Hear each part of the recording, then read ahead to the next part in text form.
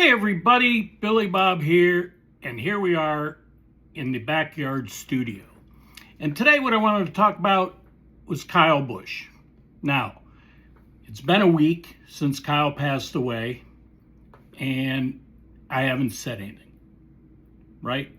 There have been a lot going on. Travel, a Memorial weekend, and so I thought I'd just take a minute and just talk a little bit about Kyle Busch and just give some thoughts, right? So Kyle, he died, as I said, a week ago, from what they now know, or they now are saying, is severe pneumonia that progressed into sepsis, which caused his body and his organs and things to shut down. That's the simple explanation.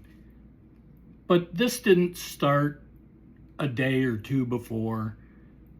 Not knowing all the circumstances, none of us do, other than the Busch family and his doctors and maybe some of his immediate crew or teammates. But here's what I'll say about that. So back on May 10th, Kyle was racing at Watkins Glen. As the race ended, he radioed in something to the effect of, I need the doctor or Dr. Bob or Bob to meet me at the trailer. I need a shot. Apparently they thought he had a sinus infection.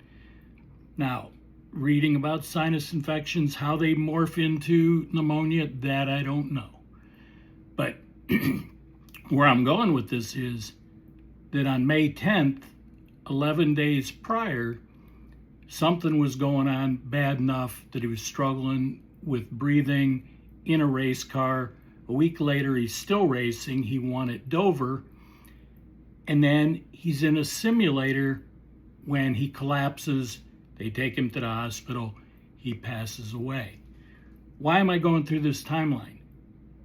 Well, sometimes when you're younger, in Kyle's case, 41, you feel 10 foot tall and bulletproof, right? Isn't that the old saying? 10 feet tall and bulletproof?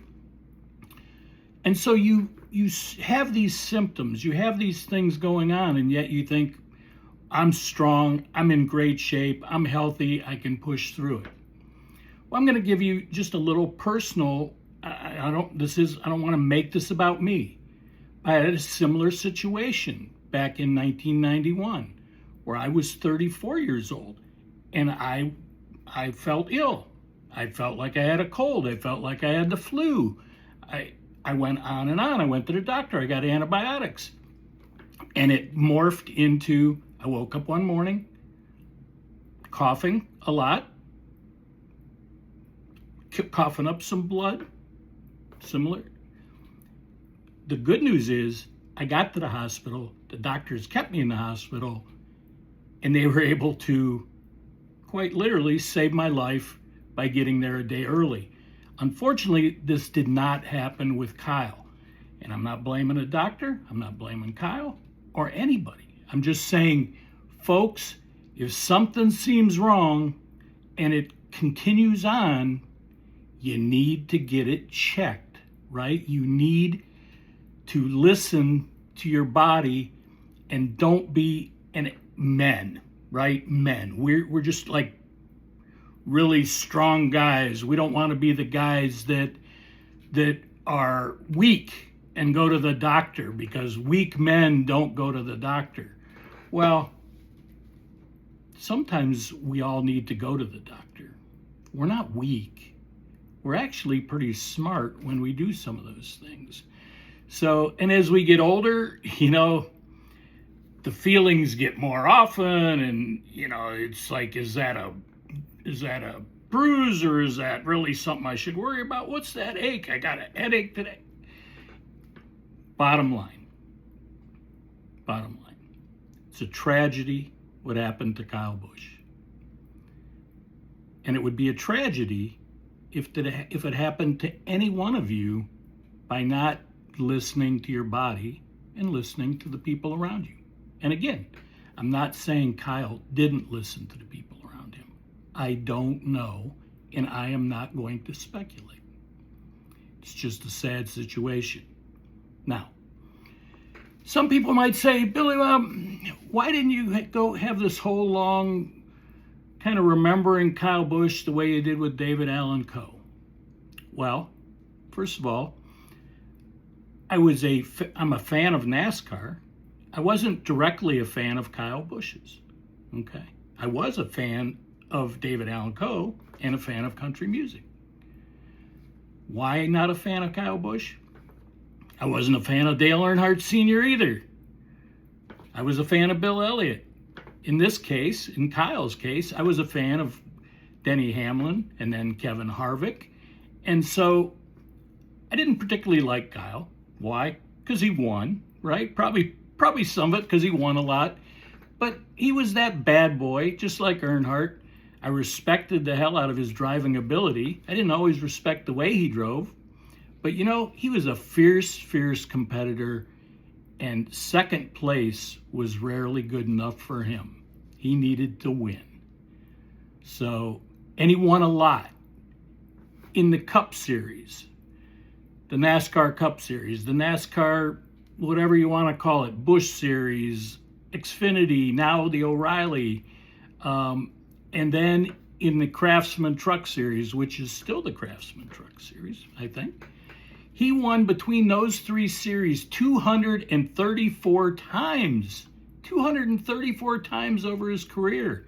Now, what's even crazier than that, and before I go into what's crazier than that, why am I wearing a Kid Rock shirt? Well, I'm only wearing a Kid Rock shirt simply because of the color.